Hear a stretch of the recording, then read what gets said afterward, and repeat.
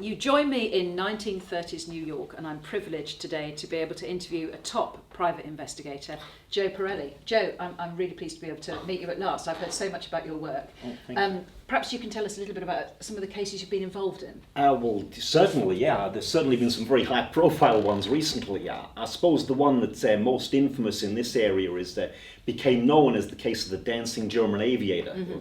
Actually, she didn't do so much dancing. She was a German secret agent, toxic, sent over here to spy and get secrets. Well, she was disguised as a dancer in a Broadway show. Well, Chief Malloy of the NYPD, between you and me, wasn't getting anywhere with that case. So Larry Pinchbeck of the Limelight Theatre, a good friend of mine, called me in to support him in...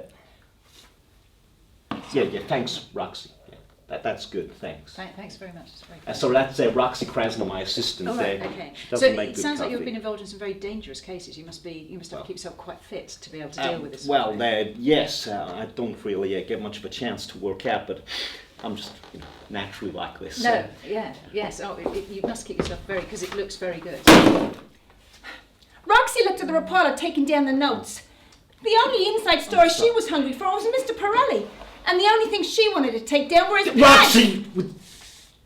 Would you just, make yourself useful, go and do some filing, polish your nails, for goodness sake?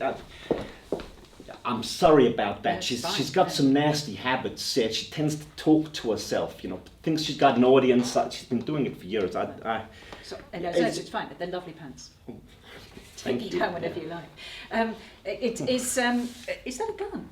Oh, yes, I am. Please don't be worried. The safety's on. It's good.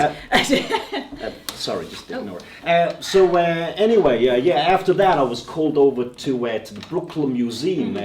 The curator there was particularly concerned. A friend of mine. Roxy, would you just look? I'm sorry. No, it's fine. Hey, Smokey! Hey, good to see you. Well, this is a Limelight. This is Limelight Larry. I mentioned him earlier. What's the floozy, yeah? Oh, this is the... Foxy! Sorry. It's always nice to be greeted with a smile, huh? Get a towel. Oh, of course you should. Won't be the first time. Little accident happen. Roxy, just stop talking and pick it up. So, if you'll join me at the Brentwood Theatre, 26th to 28th of September, for the next unbelievable installment.